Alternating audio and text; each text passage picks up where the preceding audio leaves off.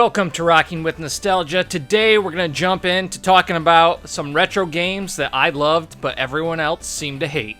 So grab a rocking chair and let's get started. Game over! Hey, thanks again for joining me today. If this is your first time, please subscribe to the channel, but let's jump into talking about some video games that I loved but it seemed like everyone else hated. So how many of you, I'm sure most of you, have those games where you played them as a kid and you thought they were great, and then later on you find out that people actually hate them, and it's just baffling. You're like, what? Was I completely in the wrong, or are other people in the wrong? Now, I'm not saying these games are underrated, not at all. These are just games that I enjoyed and then later on found out that many people do not like them. And obviously there's some hyperbole to this. There are going to be some games on here that not everyone hated, but what I'm talking about when I say hated, I mean generally they got bad critic reviews, or fans did not like the game, or a combination of both. And there's a few games on here I'm really not sure what the perception is, so I kind of leave those open for comments from you guys. So with that said, let's get started. First up is Street Fighter the movie, which is based off of the movie of the same name, obviously. The movie was starring Jean-Claude Van Damme, and I was and still am a giant fan of Van Damme, so the movie just really hit home for me at that age. The game, I remember getting this, I got it for my Sega Saturn. I bought it for 20 bucks, and I think that was the first game I got for $20 on my Saturn. So that, just being cheap like that and getting a good deal adds a little bit of value and nostalgia to it for me. In the game itself, even playing it today, I still like it. I never really got the hate for it. Digitized graphics in the game, you know, that was all the rage at the time. Mortal Kombat obviously was the most popular with that, where they would take real pictures and videos of actors and then digitize them and put them in the game. Now here, they do not look good. They did not age well, no doubt about that. I'm not going to deny that. But the control still feels great. It's super fast and responsive. It really feels like you're playing a Street Fighter game. I was able to accomplish all the moves, the special moves, just as I would in a normal Street Fighter game. There was a single player mode in this too that I had a lot of fun with, where you were in the point of view of Colonel Guile and you had to make your way through the movie. It would follow the movie, and you had 50 real world minutes to beat the game. So if you lost, you could continue, but if you ran out of 50 minutes, then the game was over. It had all the characters from the movie, no surprise there. The backgrounds were, again, based off the movie. So yeah, I still don't really get why this was so hated. I know that it wasn't as good as other 2D Street Fighter games, but playing it today, I still had fun when I was capturing this footage for the video. So if you're looking for a unique Street Fighter experience, or you're a fan of the movie, I would say give it a try.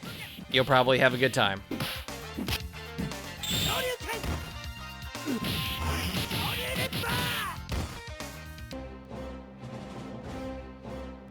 Next up, we have Star Wars Masters of Teräs Käsi.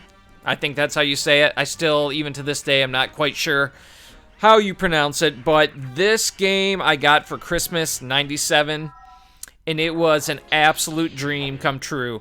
So fighting games at the time were my favorite genre, without a doubt. That and JRPGs was starting to come into the fold.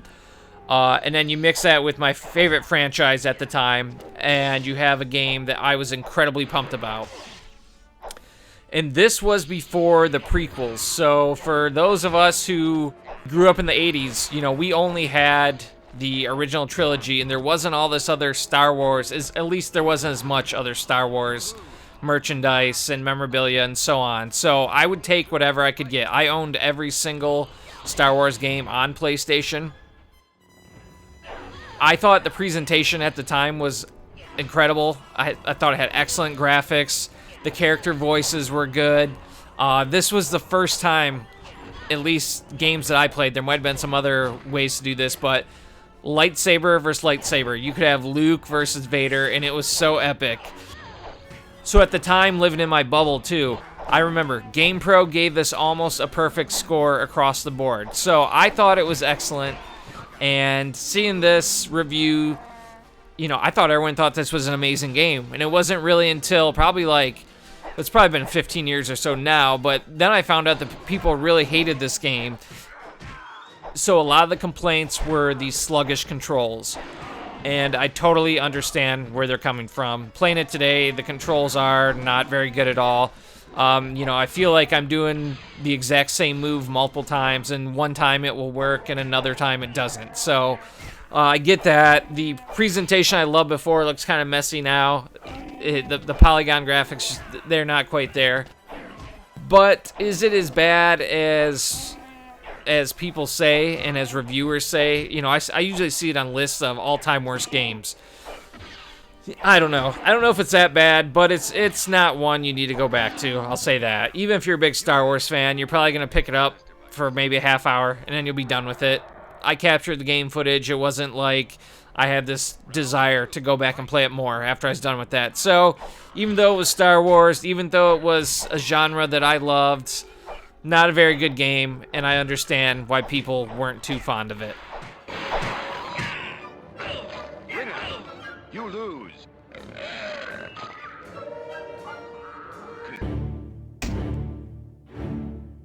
Evil Dead Hail to the King is the next game on the list.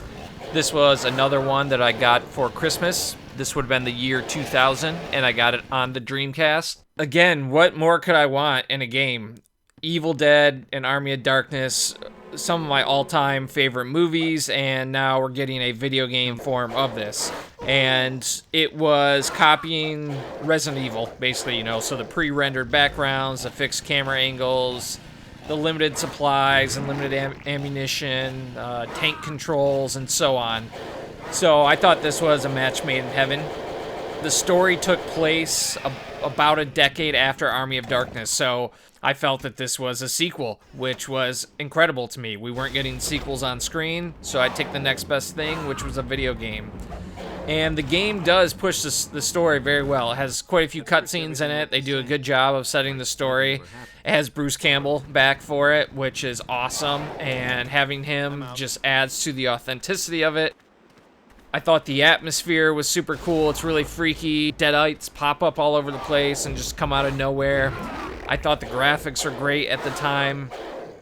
Back to Bruce, he also had one-liners. There was a button you could press that was dedicated to one-liners. You're going down. Come get some.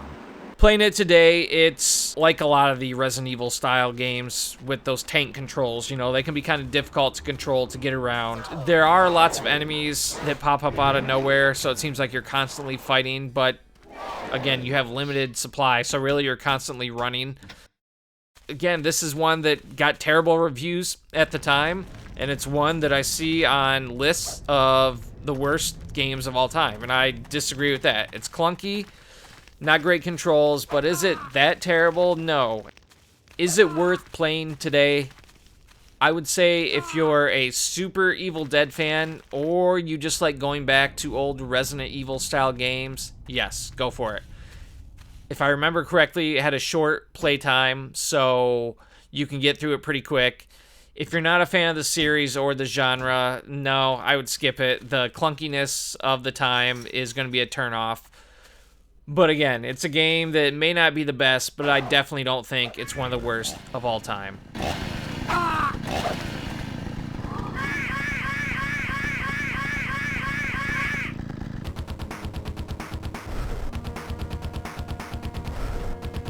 In 1993, we got Terminator 2 Judgment Day, and I had it for the Sega Genesis. And again, this is a game that I see on many lists of the worst games of all time. The reason I love this game as a kid is because I love the movie, and this was just fleshing out the story more. So you'd go through all the levels that were following the plot of the movie, and they were just expanded. So, for example, in the movie, you don't see the scene where the Terminator goes to John Connor's house to speak to his parents. All you see is when the T-1000 goes, and they mentioned that a big guy had been there previously.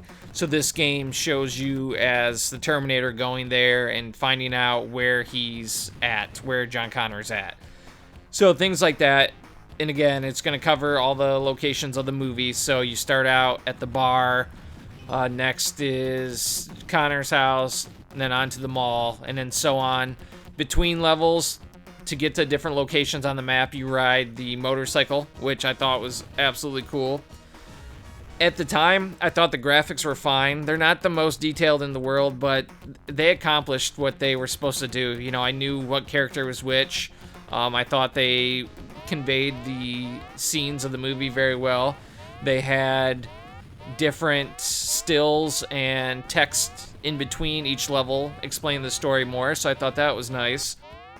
The hand-to-hand combat fighting was really crappy, but as soon as you got a gun, that took care of it, because then you didn't have to do any hand-to-hand combat anymore. And so playing it today, is it still fun? Yeah, I think you can still have fun with it. When I sat down to capture this footage, I played it for quite a while. And here's the thing with this game. So I had it when I was a kid. I sold it, and then when I restarted collecting retro games in college, this was one I bought right away. And me and my roommate in our dorm, we played it a lot. So I don't feel like I just have the rose-colored glasses on with this. It's not the best, no doubt, but I constantly see this one listed as one of the worst games ever, and I just don't see that. Even with its clunkiness, even with its dated mechanics, I still think you can have a good time with it. Now, I'm not going to recommend this as a must-play, not at all, but if you are a Terminator fan and you like games in this style from the 16-bit era, give it a try.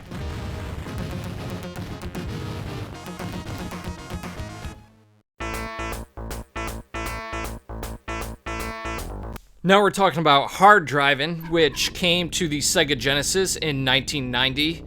This had previously been an arcade game, which is where I'd first played it, and I was blown away by it. The 3D graphics of it and the first-person view, that might have been the first time I played a game like that, so that really stuck out for me. It also had the full setup, so the seat, the gas pedals, the steering wheel, the shifter knob, and so on. So when I heard it was coming to Genesis, I was super happy about it.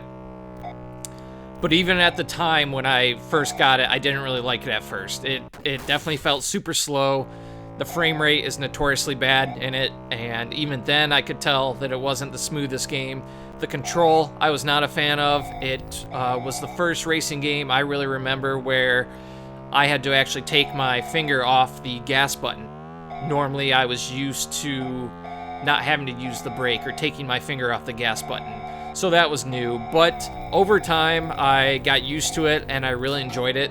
This was probably the racing game that I played the most on the Sega. There might have been a couple others, but that's the one that comes to mind, at least. So what's my thoughts playing it today? It's not very good. You can tell just by looking at it, it's not going to be a fun experience, and it's really not. The frame rate is terrible, and that really makes it not enjoyable to play. There's also many other racing game options on Sega that if you want to experience a Genesis racing game that you can go to instead of this. Even while I was recording the footage for this, I remembered that one of the levels that you have to unlock by winning some races, there is a loop in it, and the 3D loop at the time was one of my favorite things of the game, and I didn't even feel like playing it long enough to be able to unlock that. So I was pretty much done with it within 10 minutes of capturing this footage. So not a good game, and this is definitely one that you can skip.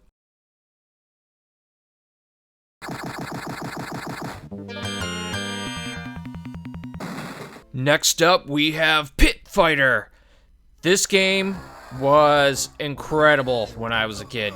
Fighting games weren't really a thing yet. It wasn't until the following year, 1992, when Street Fighter would be released on Super Nintendo. So we got Pit Fighter a year prior, which covered that itch until fighting games came the next year. Now, I wouldn't consider this a true fighting game. It's actually more of a fighter beat-em-up hybrid type game. But again, this is one that you constantly see mentioned in the worst games of all time. Now, I had this for the Sega Genesis. I hear that the Super Nintendo one is much worse, and I think I have played the Super Nintendo one before. Playing it today, I still had a lot of fun with it. Yeah, the graphics look like absolute crap. Not gonna deny that at all, especially comparing it to the arcade version, which you can see here. At the time, I had never played the arcade version, so I didn't know what I was missing or what it was compared to.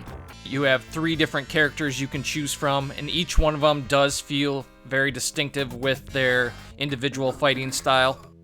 As far as the control, it still feels responsive to me, which for games back in the 16-bit era, controls really go a long way. I can look past the graphics pretty well, but the control is something that can really kind of push me one way or another. So it still feels great. It's very responsive. The game is pretty repetitive. You know, you just beat up people and you beat them and on to the next person. It doesn't have like the variety in character types, you know, something like Street Fighter, where each opponent you face is going to have different skills and it takes different strategies and approaches to beating them. That's not really going to be the case here. There's weapons and many other pickups in this, so you can smash barrels, smash chairs, throw ninja stars. Quite a few weapons to choose from.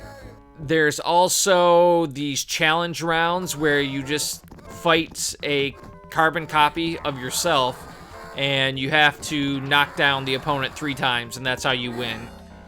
So that was really fun. The sound effects I thought were really cool. It really got you into with the stage setup and having the crowd and the music and the sound effects. It really got you into that Fight Club type feel. Like it felt like you were in some underground illegal fighting operation.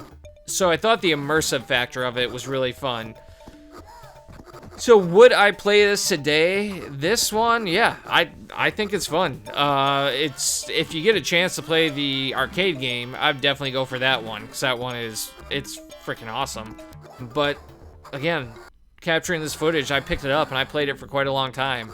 So Pit Fighter is not the mess that everyone tells you it is. It's not the best, but it does give you a preview of what was to come, and it puts you in the mindset of all of us kids who were going to be huge fans of fighting games that would come very soon after, but we didn't really have anything like that yet. So this gives you an idea of what we were playing and what we were waiting for. Come on, punk! Next up, we have Jordan vs. Bird 1-on-1, which was from 1988. I had the NES version of the game, and this was obviously about a game about Michael Jordan versus Larry Bird. The game had 3 different modes: 1-on-1, slam dunk, and a 3-point contest. This is a game that I'm not sure if people disliked or not. I remember many of my friends disliking it.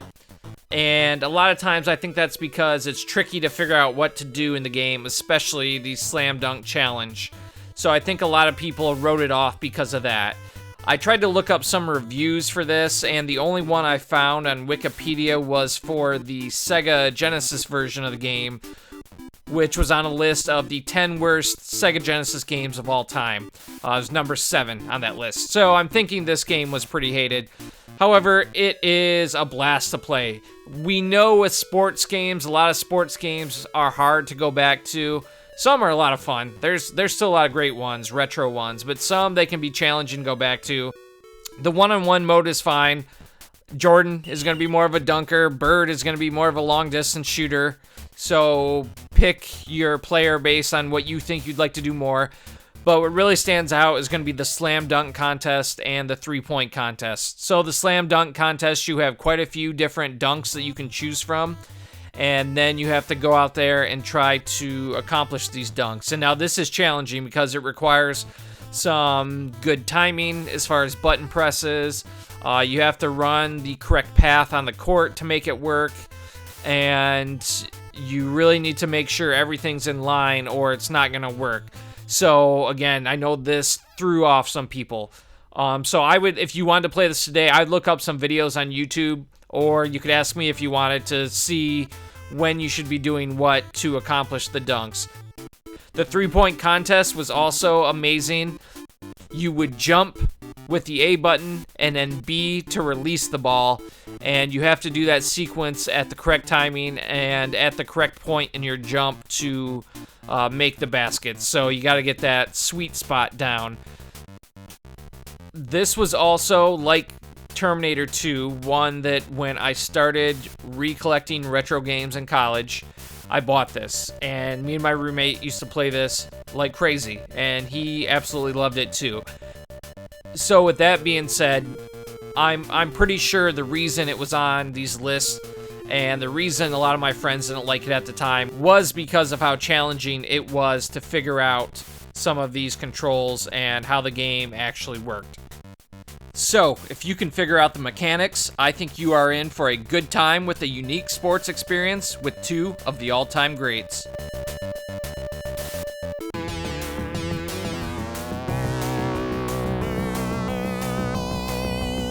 In 1995, I got Revolution X for the Sega Genesis. This was a port of the arcade game, and it is a rail shooter starring Aerosmith. So you gotta put yourself in the time. Aerosmith had this big resurgence in the late 80s and early 90s. They had some songs such as Dude Looks Like a Lady, Ragdoll, Janie's Got a Gun. Those were ones in the late 80s, and in the early 90s had Crazy and Crying. And those music videos were also really popular, mainly because Alicia Silverstone was in them. Liv Tyler, Steven Tyler's daughter, actress from Lord of the Rings, she was in one of the videos too. So they were all over MTV. So as a little kid, Aerosmith got this resurgence right at the right time for me, and their greatest hit CD, which was called Big Ones, I listened to constantly. So you got rock music and a railgun game in the style of T2 the arcade game, so what more could I ask for? Now, I had never played the arcade game before, so this was a blind buy for me at the time, and I didn't have a light gun controller for the Genesis, so I had to use the controller for it. But this was one I was super into at the time. I like how they adapted rock music, the rock music theme, and placed it into the game. So instead of using bombs as your secondary weapon, you would throw CDs and they would blow up. You know, Aerosmith was littered throughout it. Their music was throughout it. It had a pretty crazy plot to it. You know, one part you're in like this dystopian city, and then another part you're in jungles taking out native people. It was so over the top. So this would be one that I would kill in an afternoon when my buddies would come over. We would sit there, play 2-player version, go through, beat it in like an hour, and we had a good time. Is it worth playing today? Probably not. Maybe if you have like a Sinden light gun, which I do have one of those. I have not tried it on this game yet. It might be worth it, but the thing is, if you have that ability, you might as well just go play the arcade game. I had actually never played the arcade game until recently, and it is awesome. Like, it is way, way better than the Sega version. So I understand why reviews were so hard on it at the time, because compared to the arcade, the port was pretty lazy and not the best. But if you were like me and you had no knowledge of the arcade game, this was Aerosmith, rock and roll music, and a shooting game all in one. So what more could you ask for as a kid? I had a fun time with it. You might today, but don't be surprised if you don't. You might just want to stick to the arcade version.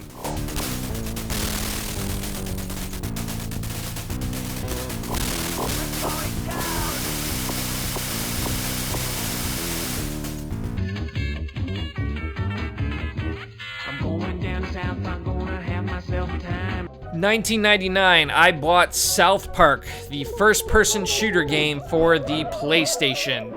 And how could I not like this? Even today, South Park is one of my favorite shows. I've never missed an episode. And at the time, this was when South Park was fresh, it was new, it was everywhere, and I was just trying to get as much South Park as I could. And so this game really captured the look and the feel and the sound of the show. Now, this was the port of the Nintendo 64 game, which came out the year prior. The 64 game got decent reviews, not great, but not bad, but the PlayStation version got terrible reviews. And I do understand why. The draw-in distance is absolutely terrible. It's basically fog everywhere. The sound is okay. It's kind of muddy. The levels are really barren. There's not a lot going on in them besides turkeys coming after you, trying to attack you, but it does have humor of South Park. So that's what I think. Even at the time, I realized that it was a pretty repetitive game and not very deep, but I had a blast with it because of that humor. You know, it really captured the show. It had the one-liners from all the boys in it. I'm gonna show you how to kick ass. Whoa, dude, I'm good. Time for an ass kicking. There was a multiplayer mode. Now, the PlayStation version was only 2 players, whereas the 64 version was 4, so that was a big downgrade. But it had many different characters from the show in the head-to-head, so that was really cool too. The weapons were awesome in the game. You threw snowballs was your primary weapon, but you could also throw snowballs that were yellow because you pissed on them. You could launch cows where the if you landed on a person, their head would go up the cow's butt. There was dart guns, just things like that. But is this worth playing today? Probably not. You know, unless you're an absolute fanatic about South Park and you need to play everything, it's just not worth it. It's the mechanics of the first-person shooter before dual sticks were used to control. So, you know, you need to use the shoulder buttons to look up and look down, which that just seems very clunky today. Again, the graphics aren't great. It is cool seeing South Park in digital form, in a 3D form, but it's not really worth going back to. So this is one I think you're good to pass on, again, unless you're an ultimate South Park fan.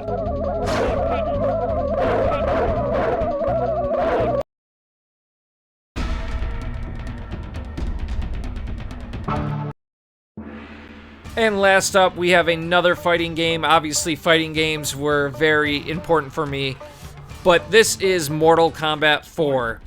And this is one that I feel like it's pretty disliked, but I really would like to hear what you guys think.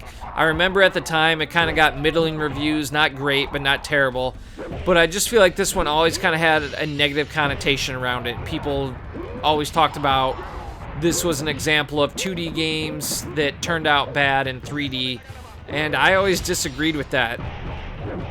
You know, 3D was all the rage at the time, so bringing Mortal Kombat into the 3D world was awesome for me.